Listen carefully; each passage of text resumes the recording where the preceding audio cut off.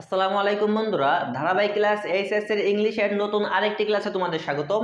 আজকের ক্লাসে আমরা আলোচনা করব তোমাদের ইংরেজি প্রথম পত্রে আসা ফ্লোচার্ট নিয়ে। দেখো, ম্যাক্সিমাম শিক্ষার্থী আছে যারা এই ফ্লোচার্টকে কিন্তু ভয় পায়। তারা মনে করে ফ্লোচার্ট হয়তোবা অনেক কঠিন, ফ্লোচার্ট থেকে আসা প্রশ্নের অ্যান্সারগুলো আমরা সঠিকভাবে করতে পারবো না। এই ভয়ের কারণেই কিন্তু অনেক শিক্ষার্থী ফ্লোচার্ট পারে না, কিন্তু প্রকৃতপক্ষে ফ্লোচার্ট খুবই সহজ।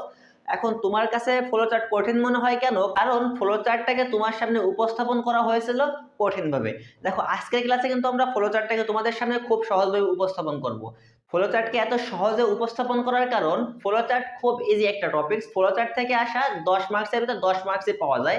এখন ফ্লোচার্টে আসা 10 মার্কসের ভিতরে 10 মার্কস পেতে হলে তোমাদের কি করতে হবে? আমাদের ক্লাসটাকে নিয়মিত দেখতে হবে। কথা দিচ্ছি, আমাদের ক্লাসটা শেষ করার পর তোমরা পরীক্ষায় আসা প্রত্যেকটা ফ্লোচার্টে কিন্তু পরিপূর্ণ অ্যান্সার করে আসতে পারবো, অর্থাৎ 10 এর 10 মার্কসই পাবা আমাদের ক্লাসটা করার পর। দেখো, আমাদের যে কাজটা করতে হবে, আমাদের আগে জানতে হবে ফ্লোচার্ট কি। দেখো, ফ্লোচার্ট জানতে হলে আমাকে আগে জানতে হবে ফ্লো শব্দের অর্থ কি। ফ্লো শব্দের অর্থ হলো প্রবাহ বা ধারাবাহিক, আর চার্ট শব্দের অর্থ হচ্ছে তালিকা। তো আমাদের এই যেটা করবো, আমাদের এটাকে একটা ধারাবাহিক অনুসরণ করতে হবে। আমাদের একটা প্যাসেজ দেওয়া থাকবে। দেখো, ফ্লোচার্টটা হচ্ছে কেমন, আমাদের একটা প্যাসেজ দেওয়া থাকে, সেই প্যাসেজ থেকে কিছু তথ্যকে আমার লিখতে হয়। এখন এই তথ্যগুলোকে কিভাবে লিখতে হয় এইটার উপরে নির্ভর করতেছে আমার ফ্লোচার্ট। এখন কিভাবে লিখতে হয়, কিভাবে লিখলে আমরা মার্কস পাবো, কিভাবে লিখলে আমরা মার্কস পাবো না, আমরা সেই ব্যাপারগুলো নিয়ে দেখো আলোচনা করব। এখন দেখো, আমাদের ফ্লোচার্টে একটা প্যাসেজ দেওয়া থাকে এবং সেই প্যাসেজ থেকে আমাদের গুরুত্বপূর্ণ কিছু টপিকস খুঁজে বের করতে হয় বা কিছু পয়েন্ট খুঁজে বের করতে হয়। এখন আমরা কিন্তু বুঝতে পারি না আমাদের কোন পয়েন্টগুলোকে খুঁজতে হবে বা কোন টপিকসগুলোকে আমাদের খুঁজে বের করতে হবে। দেখো, আমি এইখানে তোমাদের সহজে বোঝার জন্য কিছু পয়েন্ট লিখছি।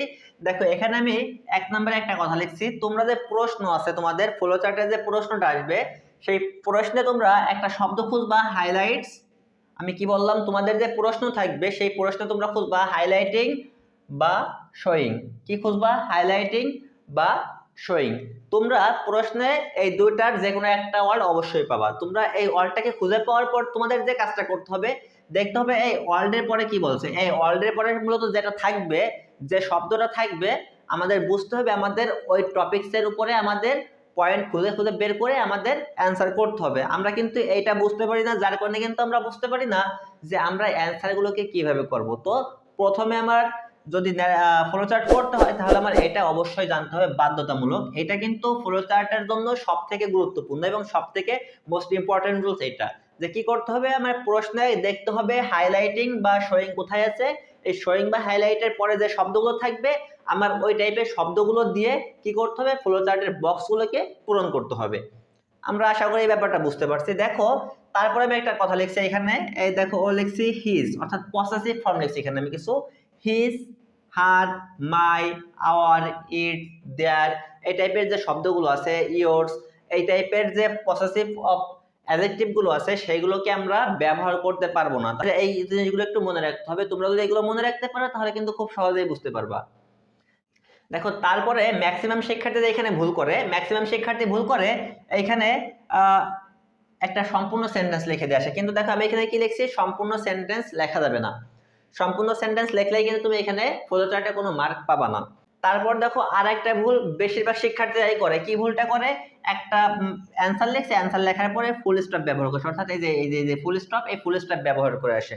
আর এইটা সাধারণত ম্যাক্সিমাম শিক্ষার্থী করে থাকে। কারণ কি, আমাদের সারা জীবন লেখার অভ্যাস যে ইংলিশ লেখার পর আমাদের একটা ফুল স্টপ দিতে হয়, কিন্তু এই একটা গ্রামার আমাদের এখানে সে ঝামেলা করছে কি, এখানে ফুল স্টপ ব্যবহার করা যাবে না।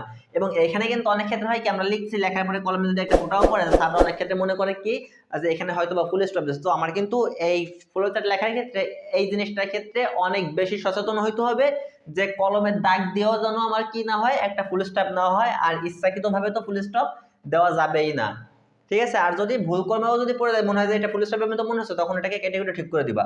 তো দেখো, তারপর আমাদের কি করা যাবে না, সম্পূর্ণ সেন্টেন্স লেখা যাবে না, বাক্যে ফুল স্টপ ব্যবহার করা যাবে না, প্যাসেজ থেকে হুবহু কোনো লাইন তুলে দেওয়া যাবে না। কি আরেকটা কাজ কি করা যাবে না, প্যাসেজ থেকে হুবহু কোনো লাইন তুলে দেওয়া যাবে না।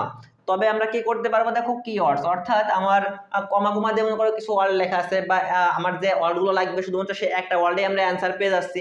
তো একটা ওয়ার্ডে যখন আমরা দেখবো যে অ্যান্সার হয়ে যাচ্ছে, তখন সেটাকে আমরা কিওয়ার্ড বলবো, তখন আমরা ওইটাকে কিন্তু হুবহু তুলে দিতে পারবো, ঠিক আছে? আমরা যদি দেখি কি একটা ওয়ার্ড, সেই ওয়ার্ডটাকে ব্যবহার করলেই আমরা অ্যান্সার করতে পারতেছি, তাহলে আমরা কি করব, সেই ওয়ার্ডটাকে হুবহু তুলে দিতে পারবো। কিন্তু আমরা একটা সম্পূর্ণ সেন্টেন্স, অর্থাৎ যার ভিতরে সাবজেক্ট আছে, ভার্ব আছে এবং অবজেক্ট আছে, এরকম কোনো কিছুকে আমরা তুলে দিতে পারবো না।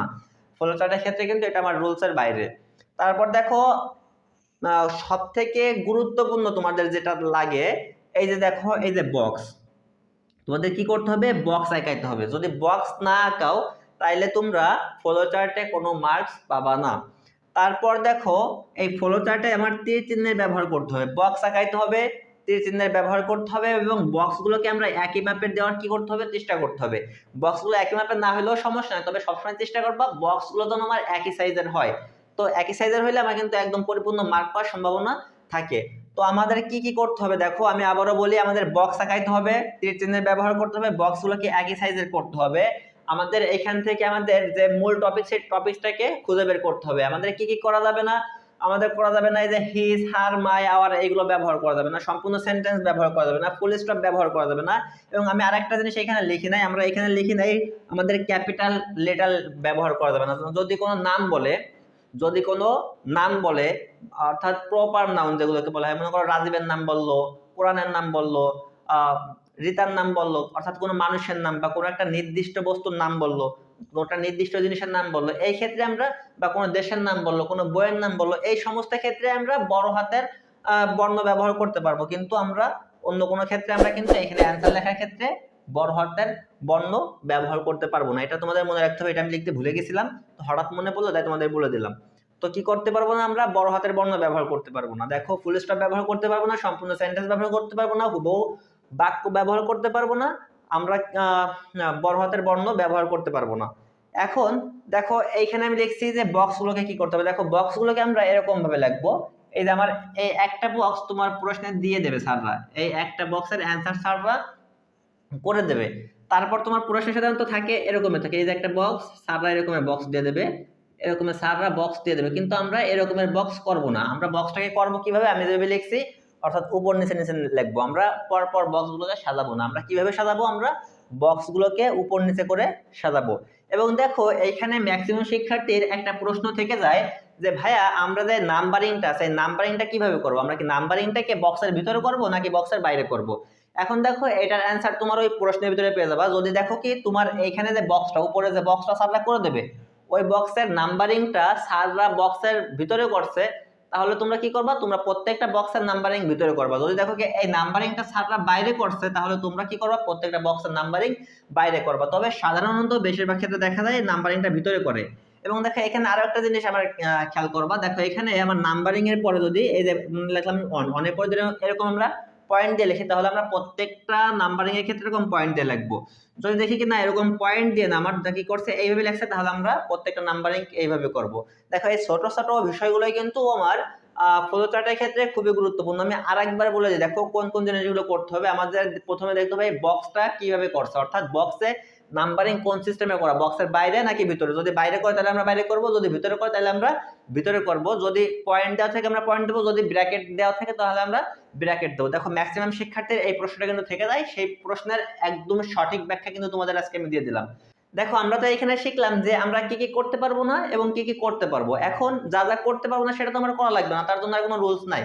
কিন্তু আমার যে জিনিসটা জানতে হবে, আমার যে অ্যান্সারটা করতে হবে, অর্থাৎ যা যা করতে হবে সেটাকে আমরা কোন রুলসে করব বা কিভাবে করব। আমাদের করতে হবে কি, দেখো আমি এখানে 6 নম্বরে যেটা লিখছি এটা হচ্ছে আমাদের মূল রুলস।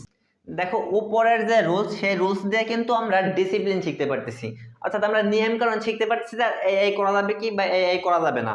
কিন্তু করতে হবে কিভাবে আমরা কিন্তু এইটা এখনো শিখি নাই। আমাদের তো ডিসিপ্লিন শিখলেই শুধু হবে না, আমাদের কিভাবে করতে হবে এটাই কিন্তু আমার মেইন। তো আমাদের করতে হবে কি, দেখো সাধারণত স্যাররা এইখানে যে বক্সটা, যে 1 নম্বরে যে বক্সটা স্যাররা করে দেয়, সেই বক্সটা স্যাররা কি করে, দেখো এখানে আমি লিখছি to plus verb one. To আমরা সাধারণত ভার্ব অন বলতে হয় না, এটাকে বলতে হয় ভার্বের বেস ফর্ম। তারপর আমরা যেহেতু সবসময় বলে থাকি ভার্ব অন, তো আমরা সেই ক্ষেত্রে ভার্ব অন বলি। দেখো এখানে আছে আমার লিখছি আমি to plus verb one plus কিছু শব্দ, ঠিক আছে। তো আমার স্যাররা এখানে করতে পারে কি, টু দিয়ে তারপরে ভার্বের বেস ফর্ম বা ভার্ব অন ব্যবহার করবে, এবং স্যাররা চাইলে এখানে দুই একটা ওয়ার্ড ব্যবহার করতে পারে, যে কোনো একটা ওয়ার্ড ব্যবহার করে তোমার এখানে একটা অ্যান্সার দিতে পারে। তো আমাদের কি করতে হবে, এখানে স্যাররা যদি টু দিয়ে দেয় তো আমার চেষ্টা করতে হবে, দেখো টু একটা কি প্রিপজিশন, তো আমরা সবসময় চেষ্টা করব প্রত্যেকটা বক্সকে প্রিপজিশন দিয়ে করার।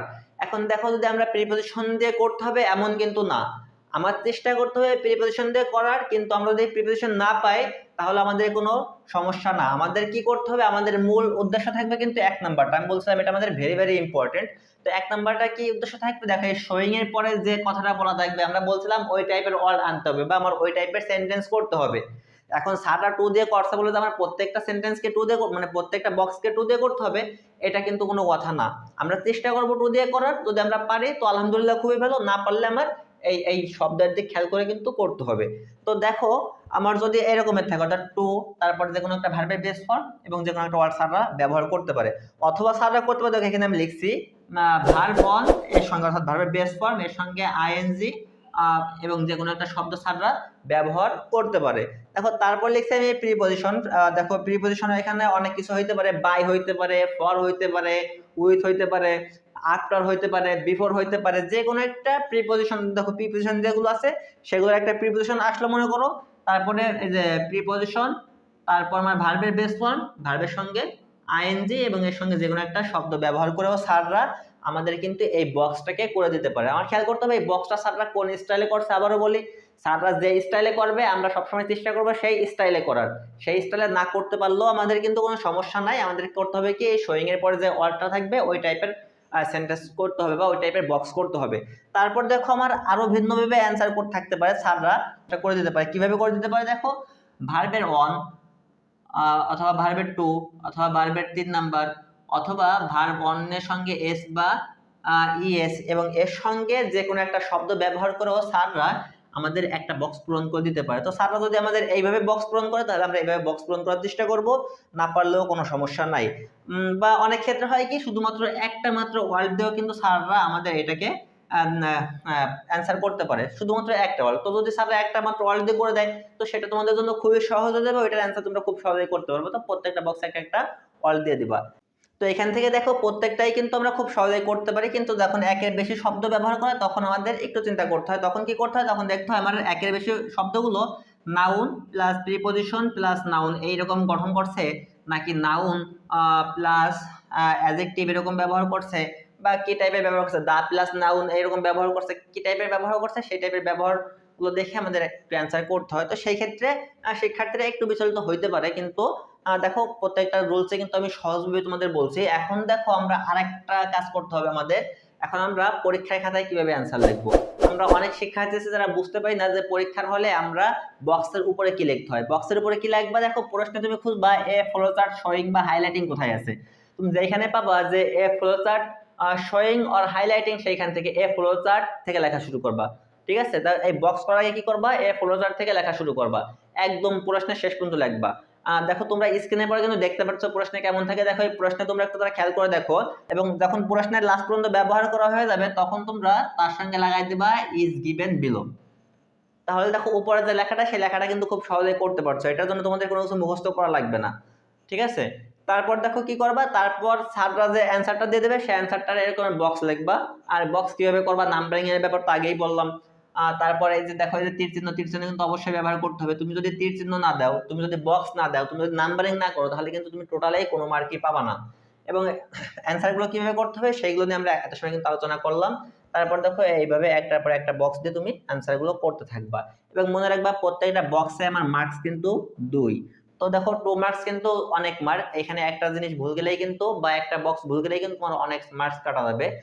তোমরা যারা আমাদের চ্যানেলটিকে এখনো সাবস্ক্রাইব করো তারা আমাদের চ্যানেলটিকে সাবস্ক্রাইব করে দাও, ভিডিওতে একটা লাইক দিয়ে দাও, এবং ভিডিও তোমাদের কেমন লাগলো, ভিডিও তোমাদের কতটা উপকারে আসলো সেটা কমেন্ট বক্সে অবশ্যই জানাবে।